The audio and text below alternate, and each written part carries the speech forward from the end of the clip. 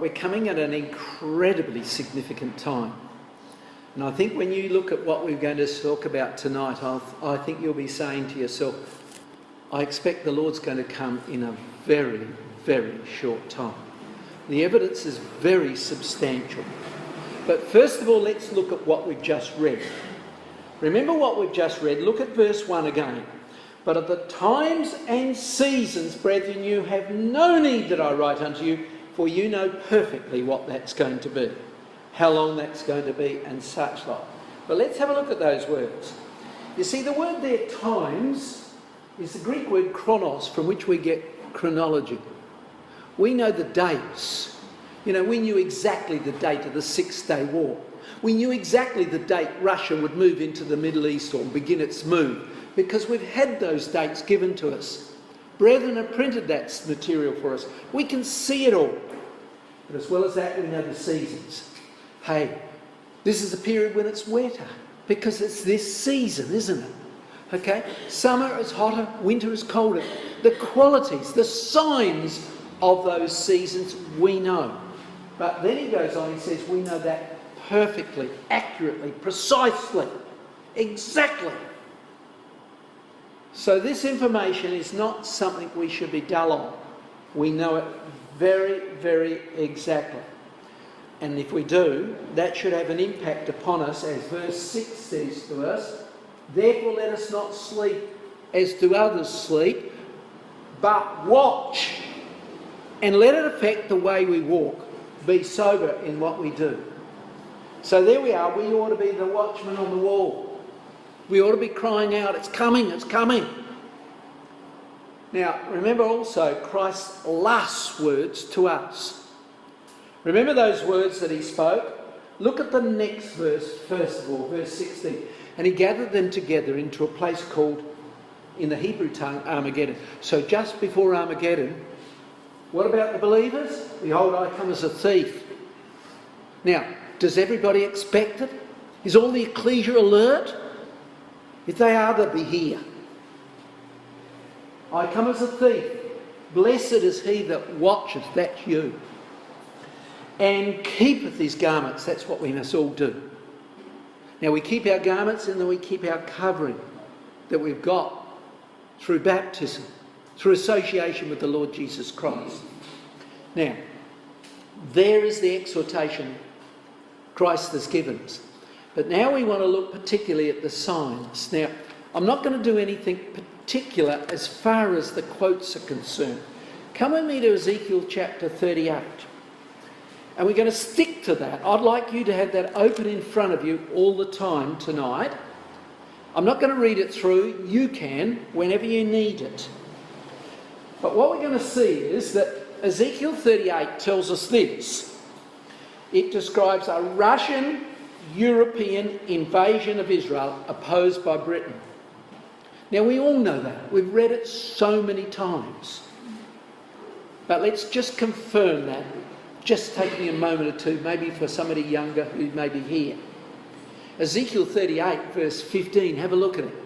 It says to us, and thou shalt come from thy place, this is the invading army, Rosh, Meshach and Tubal, that will out of thy place, out of the north part. RSV says from the uttermost parts of the north, the extreme north. Now, if we do the sums or the compass, here's Jerusalem. Go north from there, and I usually ask the young ones, but I won't embarrass you, how far north can you go? Well, you can't go any further north than the North Pole, correct? Okay, just south of the North Pole, there it is, Russia. No doubt about it, that's what he's talking about. So Russia is that power. Now, here's what we're going to consider tonight. We're going to look at that. That's Ezekiel 38. I put a few extra quotes in sometimes, but just stick to Ezekiel 38. The first thing we're going to look at is this. We're going to look how Russia must enter into the Middle East. Has it? Let's have a look. 2015, Brother Islet Collier said to us Russia would begin its grand move. He said that back in 1941, based on Daniel chapter 7. Well, in 2015, Here's from a British paper. The biggest Red Square military parade. Russia is actively preparing for war in Europe. They weren't quite right. They knew they were preparing for war. They could see it. They could see the arming going on. Since the Iron Curtain came down, most of the world thought we'd be in peace. But Russia has been arming frantically to get ready. And so, that same year, just a few months later, she moved into the Middle East with the biggest military intervention outside of the Soviet Union for almost 30 years. Huge. There it was. They entered into the Middle East. Now, what has been the consequence of that? We did this last year, we came. We'll look a little bit of some of the things we've got to overlap a minute. But you see, there was the Middle East. They went into the territory of Syria. They went into that area there, and refugees began to be driven out. Look at the number that left. 4 million of them. Ask yourself how many people are there in Fiji, and multiply it up to see how many you have to get the number of people that fled. And when they fled down to Jordan, where do they put them? Jordan's a barren country. It's mainly desert. This is what it was like. Camp after camp like that. Would you like to live there? These are tents. And that's where they were being put up. What could they do with them? Others fled across to Europe. Now, we looked at this picture last year. There it is, queuing up to leave. Desperate to get out of the fighting that's going on in Syria. Look at them. Some of them look like they got pushed over the other side and had to be pulled back in, or swimming. But they went out there to Turkey to get across into Europe. And many of those that went across there, the NATO chief said they are terrorists. They're carrying weapons. They're going into Europe to terrorise Europe. And indeed that was so. They moved in huge numbers. There they are pouring into Europe. Here's some of the countries they came from. And here's the numbers. I'm sorry, but I haven't updated it since 2016. But be that as may, they came in there and terrorism took place. Look at France, that's where it began, in the middle of Paris. 130 killed in one terrorist act. Wasn't it? Shocking. But was that the way? Did they nip it in the bud? Did they stop it? No, look. Grew and grew. France has got the largest army in Europe. But over half of them are on the streets now as policemen. They can't defend the country from Russia. They're too preoccupied defending it from the terrorists within. And now, that spread to Britain, didn't it, last year? Look at it. Here's flowers for the 22 that were killed up in Manchester. Look at that lovely girl killed, along with many others. I've got a picture I didn't put up there, but picture of trains going along and the people inside the train. And nowadays, in Britain, there's soldiers going along with their machine guns, their automatic weapons, looking at the passengers to check them off. It's frightening. So coming back to that area, into that area has been moving now more and more equipment into the Russian area, into those ports. They've been building up their access into Syria. So they're pouring equipment in. If you go onto the web, you can find a site that shows you all the ships going past Turkey along the Bosporus. And many of them are Russian ships coming into this area, many of them, into the ports. And the headlines, Russia is getting serious. Russia builds a permanent naval base on the coast of Syria. That wasn't so last year. Here's some of the bases. Look at them, weapons, ships, wharfs. Here's another one. Getting the equipment coming in from Russia. Now, I'm not sure all of that's come from Russia, but that indeed is what's happening. But it hasn't stopped there. Go back a little over a month, look at the date. Russia began building a military base 85 kilometres from Israel. Did you ever expect to see a military base of Russia on the borders of Israel before Christ came? We're being given cute signs to be ready. We need to be very, very serious about the truth. There it is, 85 kilometres. Began only a couple of weeks ago.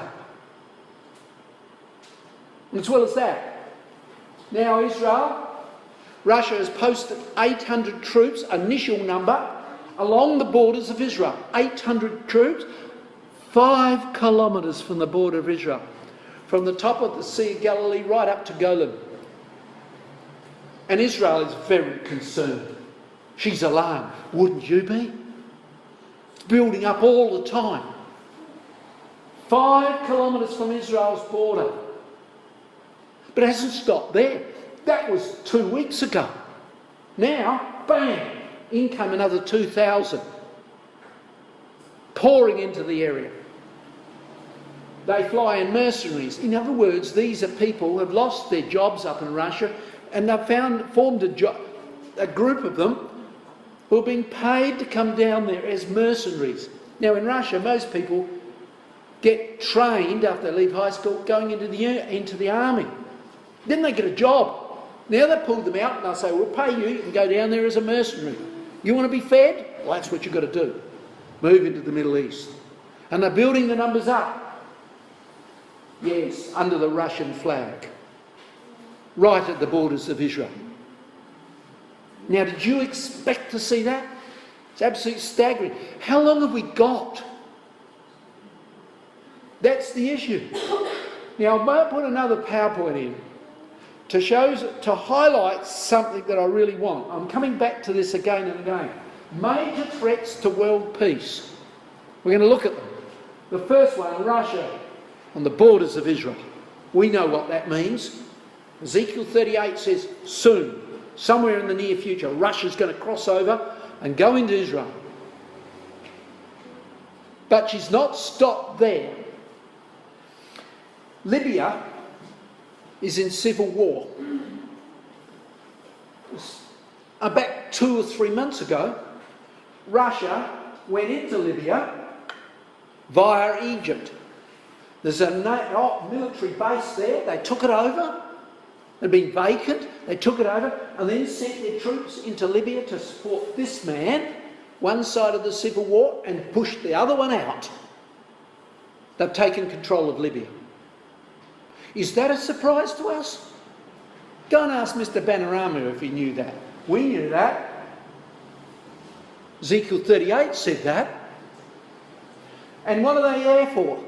Oh, Putin to turn on the refugee tap. Well, hasn't he done so? Several million going away into Europe, but these are not African refugees he's stimulating. They are not Arab refugees, they're black African refugees. And they're pouring in at this time into Italy. Already Italy's having troubles accommodating them. They've got hotels full of people who don't pay for anything that come from black Africa. Creating instability in Europe. Breaking Europe up. He knows what he's doing. He doesn't have to fight. He just causes chaos. So come back to what we're looking at in Ezekiel 38. Has Russia moved into the Middle East? Hey? Sure has. Sure has, in a big fashion. Now we're going to look at, will ally itself and take control of Europe. Let's have a look what goes. Now we know that from the Bible. There's your Ezekiel 38, which you've got open in front if you want to check it up. Mago, Central Europe. Goma, France, allying itself with Russia. So there's the names in Ezekiel 38, right across Europe. And what do we expect? So almost all of Europe will be allied with Russia in the end. It's as clear as day. We've known that for 140 years since Elpis Israel was written. All right? Now, has that happened? Well, about 2 or 3 years ago, Russia moved in against Ukraine. Turkey down here, okay? And here are Romania and such like moved in against Ukraine. Then, late last year, they bumped up the number of troops on the borders of Ukraine by another mere 55,000. 55,000 extra troops preparing for war. Here they're pouring them into the area. Massive flow. Now they want to terrorise Europe. They're causing chaos through the Arab immigrants and now the black African immigrants. Now they want to terrorise them. Since the Iron Curtain came down, they've been developing weapons. Have a look at this one. It's got the name Satan II. It's a missile weighing 100 tonnes. Right? So it's no baby. And on it it's got 4 weapons. 4 nuclear hydrogen bombs. These bombs are 1,000-odd times bigger than an atom bomb dropped on Hiroshima. And there's 12 of them. One of those missiles can be directed at, say, Texas or France, and it'll wipe out the whole of France, the whole of Texas, one only. Wouldn't you be frightened? Wouldn't you try and be friendly with Mr. Putin rather than let him try out his Guy Fawkes on you? Stagger me. Hasn't stopped there. They've just, this year, launched a new satellite, a new missile. It does a mere 7,400 kph. And Britain is saying, we build aircraft carriers and they're useless. They'll be destroyed in a moment. We can't defend against it. And so, in the same time as that's going on, Mr. Trump's come to power, and he can see that Europe is not spending enough on weaponry, and they want him to come over and defend against it, and he can see the problems. He says, if you want us to come and defend us, you've got to start paying some money. You've got to send some money over here. You spend less than 2%, we spend 7% on weaponry and army. And you're expecting us to defend you. You've got to start developing weaponry and such like to save yourself.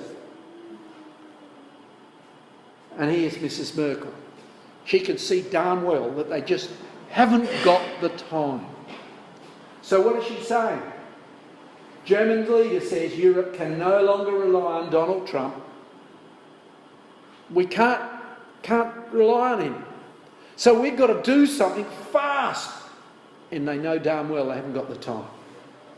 The times in which we can fully count on others somewhere is over. World War I, World War II. Other countries came in to help. America was one of them, wasn't it? Europe can no longer rely on them. And that's indeed very true. And I'll show you another reason why in a minute. But now let's focus our attention for a minute on Eastern Europe. Now, this has got lots of detail. I hope you cope fine. But we're going into Eastern Europe. Remember, one leg of Daniel's image, the Eastern leg. Here's Mr. Putin. It's a cartoon. At the door of Mrs. Greece's home. There's Mr. Putin saying, "Oh dear, I'd love you if you'd like to come over my side." And there is the Prime Minister of Greece with somebody we all know, Mr. Putin. So they did a poll over there, and the results was most in Greece would choose to join up with Russia. Why? Because they're afraid. Russia's virtually on their border, and they're not alone. Look at this. Bulgaria and Moldavia have got pro-Russian leaders too. Here they are. Here's Ukraine, and Russia's just over here. Here's Greece down here. All of these are fearful of what's going on. And so they've voted in 2 pro-Russian presidents. Not the only countries. Serbia and Montenegro. What are they doing? They're getting their weapons from Russia. That shows the way they're leaning. You know, if something breaks down, you can't go over to USA to fix up your aircraft. You have to go to Russia to get it fixed up. And again, further to that, here's the leader of Hungary saying, "Oh, the Russians are nice guys. They're not really a threat to us." So country by country, it's just capitulating. They can see the writing on the wall. Now I want to go from here, right up here, to a country little area called Kaliningrad. Here we are. There it is. When the Iron Curtain came down, there was one territory alone that did not become independent. It was the territory of Kaliningrad, just below these countries here, north of Poland.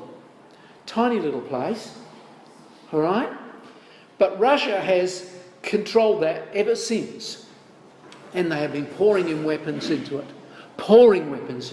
Nuclear missiles, tanks, soldiers, and they're in the middle of Europe. Not quite, but almost. Huge numbers are there. But now, look at this. Look at the date, first of all.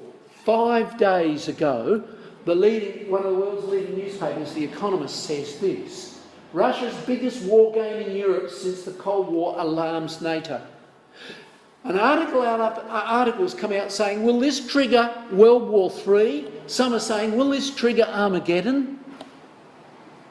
Russia has practices on the borders of Europe every 4 years. The next one is about 3 weeks away.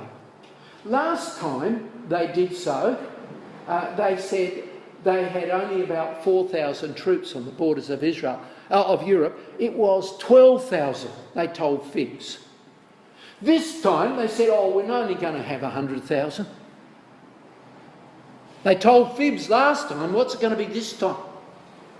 And they've requested or got ordered in Belarus, where they're going to go, which is an ally of Russia, 4,000 railway carriages already to take the soldiers across and the weapons across. Just think of it. Look at the date. We're right at the edge of something. And they are fearfully worried. The biggest war manoeuvres in Europe since the end of the Cold War, right on the borders of Europe. Has Europe got that number of soldiers necessary? I don't think so. And here we are. Here's the leader of Lithuania. Russia is a threat to us. To all of Europe, can't you see? That's what she was saying. And now come back to our list of really major events. Russia is placing huge numbers of troops in Belarus, which many fear may lead to World War III. Paper after paper are saying that. You know, look, go back a little bit. Go back a couple of months. Here we are. Estonia, Latvia and Lithuania were very worried because of Russia on their borders. They went to America. America said, yeah, we'll put some soldiers in your countries. They put about 1,000 in each. What for, did they say? Well, they can hold the airports long enough for us to land in equipment. How long will it take you to get the equipment in? They said in 48 hours we'll be landing in there. The leader of Estonia said, we trade with Russia. There's a highway between us and Russia. They'll be in our capital city and all fall in 4 hours, not 48 hours. 4 hours, it's all over. And since that time, they've come out with these maps. So the West has got troops in there, those sort of numbers. And they're saying 10,000 star, we don't know how many, but more than that, along the borders of Estonia, Latvia, Lithuania, the Baltic states. So they then asked the NATO boss, how long would it take to get those states, Estonia, Latvia, Lithuania and Poland? How long before they'd fall? So the US commander was asked that question. He looked at the number of American troops that were there and everything. He said, max 60 hours. All over. 60 hours and it's gone. All right? And yes, so Britain moved in a few more troops, 120. That'll help you. America pulled in a few more troops, 1,100, that'll help you. It's just numbers. What are they trying to do? NATO is placing troops in Baltic states in the hope that it ward off the Russian invasion. That Russia would think, oh, I don't want to go killing Americans and British and things like that. You know, I won't attack. So things are moving.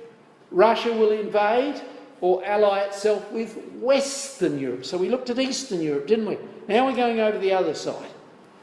Here, I've showed you this one before, but here, NATO is just like a piece of paper. Just a few numbers of soldiers hoping to frighten off the big bear, Russia. How many have they got? Well, NATO put together last year an army of 31,000 to stand on the borders of the whole of Europe.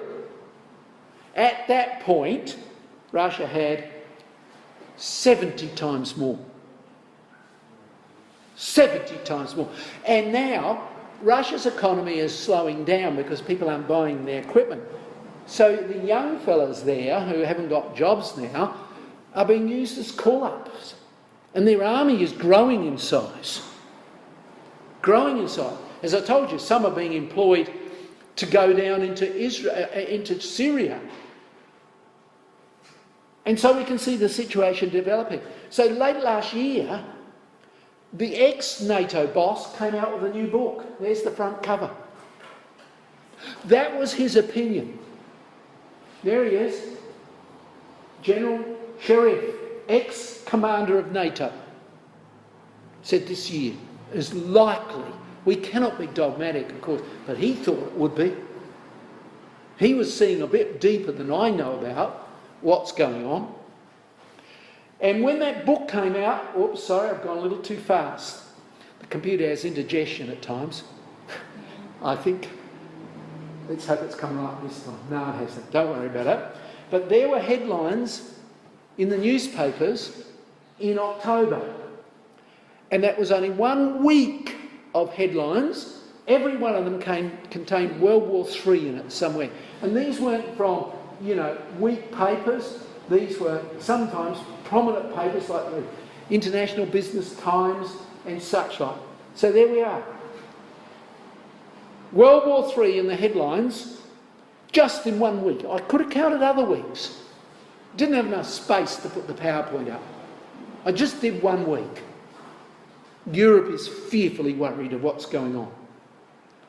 Now last year I probably showed you this, but one of the American papers, a very significant paper called Stratfor, very reliable reporter, said this, that Europe is likely to break up. They're afraid. They'll break up. Their economy is not in good shape. But I thought it was interesting, if you look at the map, there's where, way back in AD 400, remember Europe was invaded by the barbarians?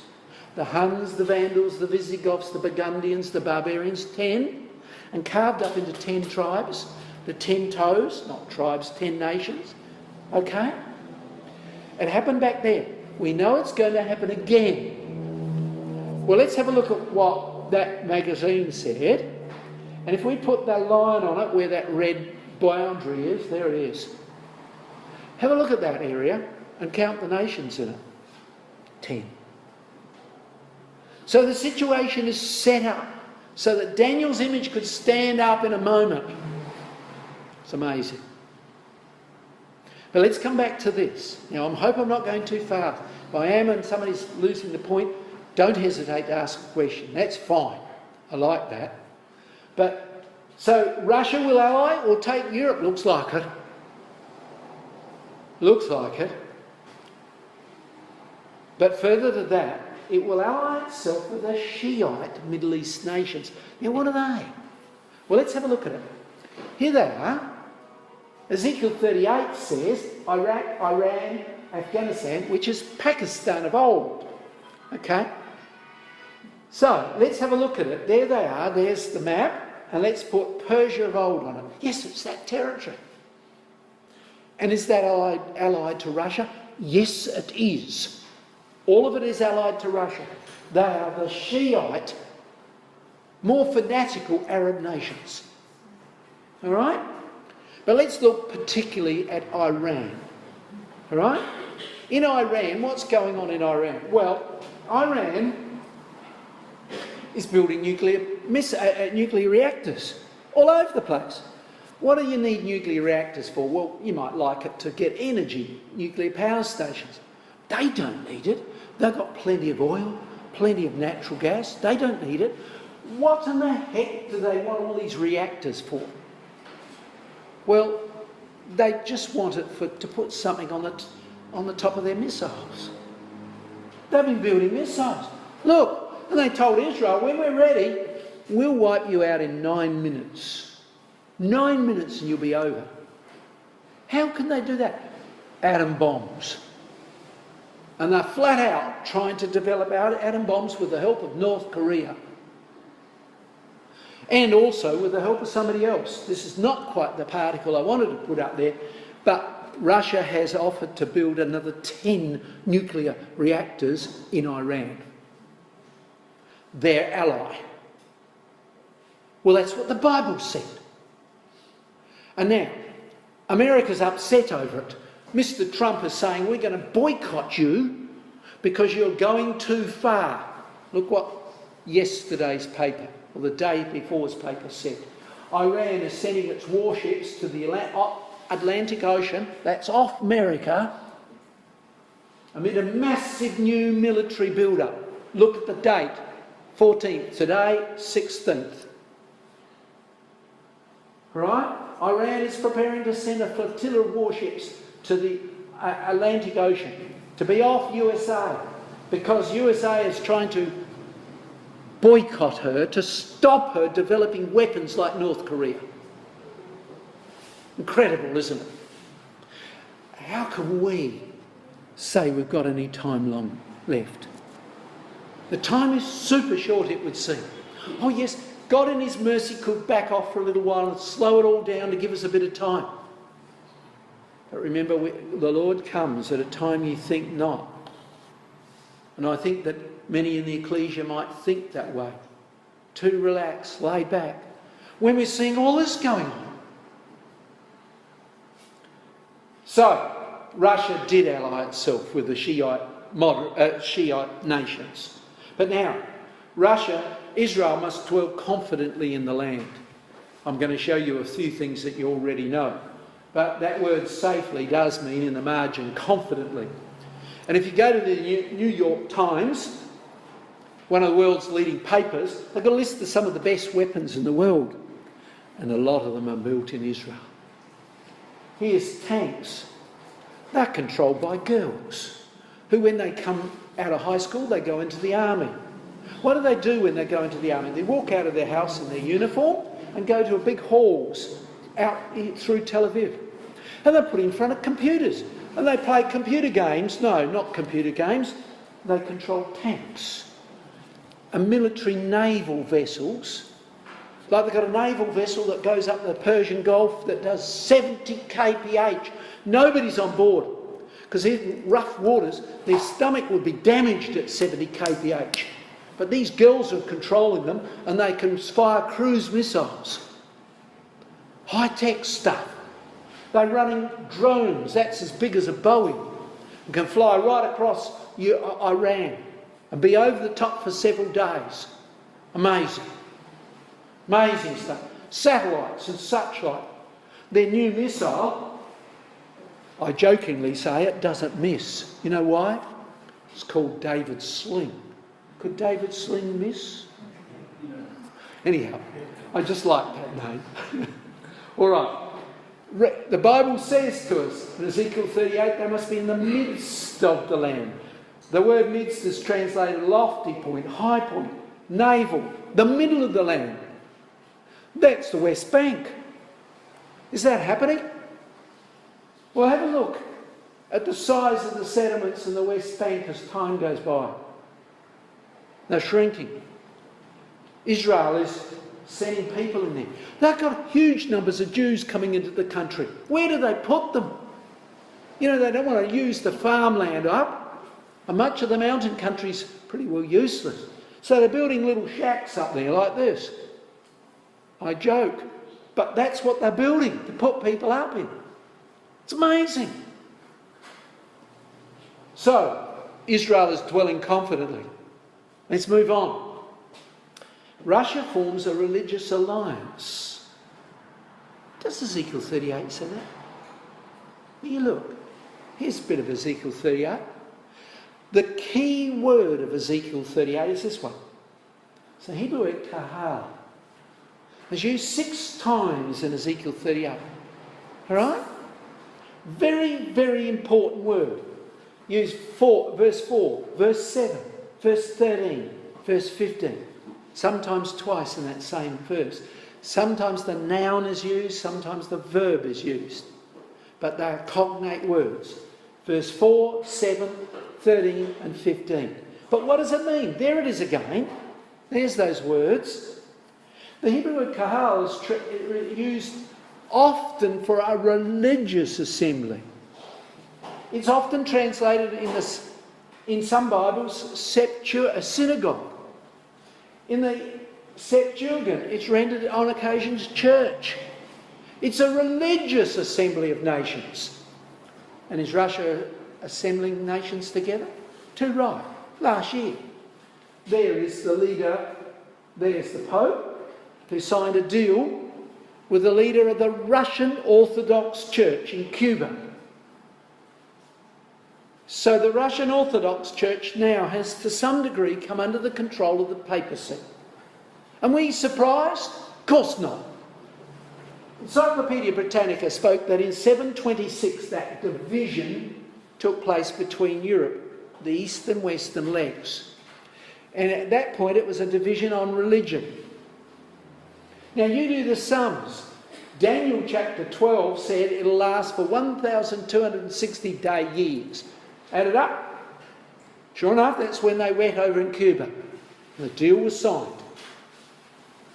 A religious alliance is forming between Catholicism and the whole of Europe. I could give you more evidence of that, but we haven't time. So there it is. Amazing. So that image is coming together while we watch it, somewhat on religious grounds. And of course the Pope is not pro-Israel. He is a paper, an Israeli paper. The Vatican is always against Israel. That's what they say. The Vatican always sides with Israel's enemies. It's anti-Semitic. The Pope would like Jerusalem as his capital. Well, let's move on. Time's not with us. Now, the next thing is Britain and the Commonwealth and the Sunnis must form an alliance, which opposes Russia. That's what the Bible says, doesn't it? Sheba, Dedan, the Sunni Arab countries will ally themselves with Tarshish. Well, last year we did the fact that Britain would leave the EU and did leave the EU. There it is. It's a maritime power, island power, reached by Jonah. He was going to sail that way, wasn't he? Didn't get there, of course. It's an island nation. As well as that, it exports, well, I should ask the young fellas what this means. SN, PB, CU, AG. But they export metals, don't they? Tin, copper. They mined it. And it came into the Middle East in the Bronze Age. That's where they got it, from Britain, from Cornwall. Those dark green areas is where they mined it. So there we are. Tarshish is described also as a young lion. All right? There's the young lion. Stacking. And I came over here one other times and I put some names over the top of them, and one of them I had as Fiji. But unfortunately, I didn't keep it. I should have kept it up there for you tonight. But anyhow, there we go.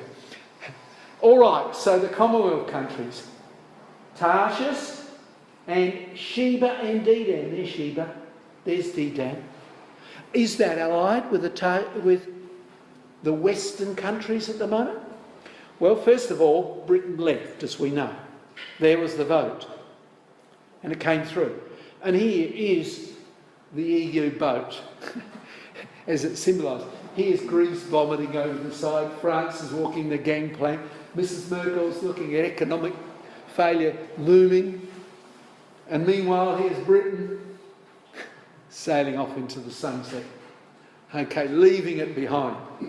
And here we have now a very pro-Israeli Prime Minister. And even more so than when I last spoke to you about it. If you ask me why, I'll show you. So did it do so? Yes, it left the European alliance right on time. Isaiah 23 says 70 years. When she was weak at the close of World War II, she finally left, allied herself with Europe, and she finally left 70 years and a few months later in 2016. And it's beginning to prosper because of that, I believe. Now, what about America? Well, Mr. Trump has come to power. He says, make America British again. Can I join as an associate member of the Commonwealth? So he asked Theresa May. And somebody else came along and said, yeah, that's okay. That lady, do you know her?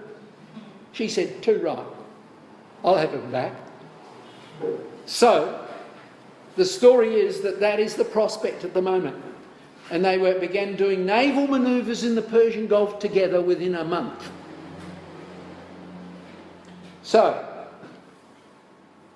the British Commonwealth Sunni Alliance, there it is. We're going to look at that again from a slightly different point of view for a moment. I'm coming back to it for a second time. Here's what Brother Thomas said. We haven't time to look at it in any detail, but he said the Middle Eastern area between the Euphrates and the Persian Gulf and the Red Sea, that area down there, he said will be oppressed by two powers. One, Edom, Moab and Ammon, Jordan, Saudi Arabia, that area. And the other one, Assyrian. The Assyrian of the latter days is Russia, isn't it? So he said that area there will protect the Jews and it will be allied with Tarshish, Britain. Well, is that happening? Well, look, just have a look at this. Just look at this. Only a few months ago, the Hezbollah rushed 1,000 troops to the South Syrian border. And they were armed, armaments came across for them from Iran. Boom. It didn't get there. Nobody knows, nobody will admit to having done so, but planes came in and blew it up. The Russians couldn't see it on their radar, but some people in the convoy said they had stars on their wings. So we'll work that out. Leave that one for yourself to work out who that was. But when that happened, to stop any further movement taking place, America, Britain, moved with Jordan from here up to here and established a base in Iraq to stop further movement across that area. And then when Mr. Trump came to power, number one journey, the first place he went to, see the Saudis, the area of Sheba and Dedan. Went over to see them. And they signed a deal. America will supply this area, Sheba and Dedan, with $110 billion of weaponry. Are they going to be allied together? Certainly. And not only that, he said to them, if you want to defend yourself against Iran, the only power that will really give you some help in the Middle East is Israel. Start talking to them. And they have been. They have been. So there he is. And so this area here, as we said before, or here we are again, allying itself with the Tarshish countries and showing itself somewhat pro-Israel. So here's a little bit before. Mrs. Theresa May over talking to the Saudis. What about establishing a base, a British base, a permanent British base in Bahrain? Exactly where you would expect it. So that you can get her ships in. And here they're coming. US, UK, Australian, French ships going in there. Into that area of the Persian Gulf, working together. France shouldn't be there, but time will permit. It will change. So here was Trump. He went over to see this gentleman, the leader of Saudi, and 17 other rulers in the Middle East, and talked to them. You can go on the web and see his speech. He spoke for an hour to them all, really fluently, telling them what they should be doing and how they should handle things in regard to Iran and Israel and things like that. And they've been listening. And then he flew. This is not normal. He got in his plane and flew from there straight into Israel. That's not allowed. He flew over Arab countries, flew straight into Israel. And then he went to the Wailing Wall. Okay? So things are moving at an incredible pace. So now, there we can see Britain, the Commonwealth and the Sunni nations are allied together and opposing the Russian, not yet European, alliance in the Middle East. Opposing it. We saw those troops moving into Syria. But now let's look at the last two. That gives to us the time clock. Well, not so much the time clock, but what remains to happen. Now, we expect, don't we? He shall enter into the glorious land, this is Russia, and many countries shall be overthrown. So into that area comes Russia. But into this area here must come the Tarshian power. But these shall escape out of Russia's hand, even Edom, Moab, and the chief of the children of Ammon. They're coming in there. Britain, Commonwealth countries. Fiji, no doubt. Fiji's already somewhat in there. Okay? So things are moving dramatically at the moment. But the critical question for us is when? How long have you got? And I believe, brethren and sisters, we need to be taking the truth. You know, if you think you took the truth seriously before, you need to be utterly serious now. Okay, it could all back off. And we could be given time. But we need to be taking things very, very seriously. Now, just before I go further on these PowerPoints for a minute, that's part of the reason I've done Hezekiah as a series with you. Because Hezekiah instituted a reformation when the ancient Russian power, the Syrian power, was on the borders of Judah. And he instituted a reformation that saved the nation. It's got lessons for us. Critical lessons for us. At this moment when there is no time left, it would seem. So let's remind ourselves. That's what the military leaders are saying. This is what the scientists are saying. They've got a doomsday clock. And that was printed, and that's where they said we were, 2.5 minutes away. But now they say it's 30 seconds because they came out with that big missile. That Satan II missile. They've shifted the clock, they reckon, to about 2 seconds before 12 o'clock. So the time is super short. But also we have other news. There's the dates relate to Israel. The first date is when the first Zionist conference was established in Basel, Switzerland. Balfour Declaration. Britain said the Jews can return to the land. UN voted in the State of Israel. The 6-Day War. Let's do the sums. Noah was told, from when I begin to work, it'll be 120 years and judgment will come. And the flood came. Add 120 years to that, look. Balfour Declaration, we know what a jubilee is. Add 2 jubilees, 2 50-year periods. Okay? Take the voting in the State of Israel. Jesus said the generation that sees that will see the coming of my coming. What's a generation? Psalm 90 verse 10 says 70 years and 10. I need say no more. And the 6-Day War. Add a jubilee to it. What does that mean? I don't know. I cannot be dogmatic. All I can say is the times look right and the signs look right. Isn't that what the Apostle Paul said to the Thessalonians, which we read? Sure looks that way. So look what Brother Thomas said 168 years ago. The future movements of Russia are notable signs of the times. The end of all things as present constitute will be at hand when it moves. Russia's in Israel, or on the borders of Israel. Russia is building troops up frantically on the borders of Europe. How long have we got? We don't know. But look at this. Jesus himself said, "And there shall be upon the earth a distress of nations with perplexity. No way out." Men's hearts failing them for fear. Is that happening now? Is that happening now? Look what he went on to say. When those things begin to happen, lift up your heads, for your redemption draweth nigh. Has it begun? Look back at this. Threats to the world peace. And the last one we're looking at, North Korea. North Korea.